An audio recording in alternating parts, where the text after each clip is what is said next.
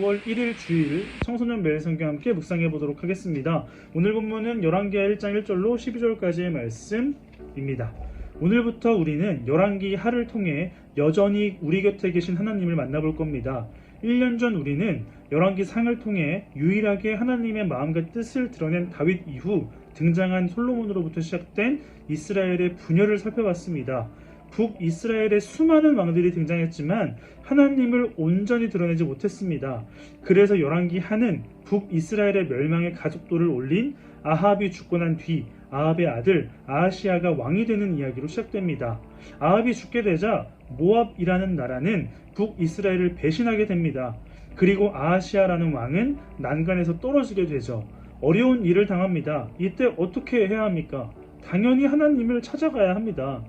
2절 하반절을 보니까 하나님이 아닌 자신의 아버지 아합이 그랬던 것처럼 우상을 찾습니다.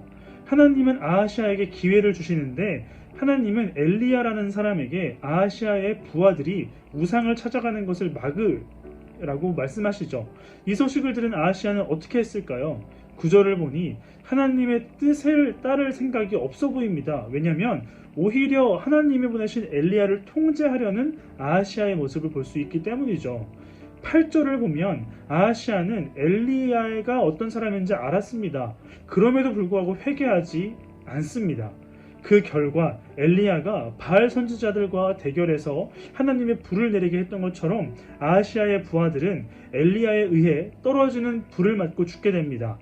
이렇게 열왕기 하는 여전히 하나님은 살아계시다라는 것과 이스라엘의 왕들은 이 사실을 외면한다라는 것으로 시작하게 된다라는 것을 볼 수가 있습니다. 우리가 오늘 본문을 통해서 알 수 있는 것은 하나님은 여전히 살아계시다라는 것입니다. 하나님은 우리를 언제나 깨닫게 해주시는 분이죠. 우리는 하나님께 우리의 계획을 점검받고 순종할 수 있어야 합니다. 여러분, 아들은 아버지를 떠올리게 합니다. 아하시야의 아버지는 아합입니다. 우리가 살펴봤던 것처럼 아하시야는 아합과 같이 하나님이 아닌 우상 숭배자들에게 가려고 했습니다.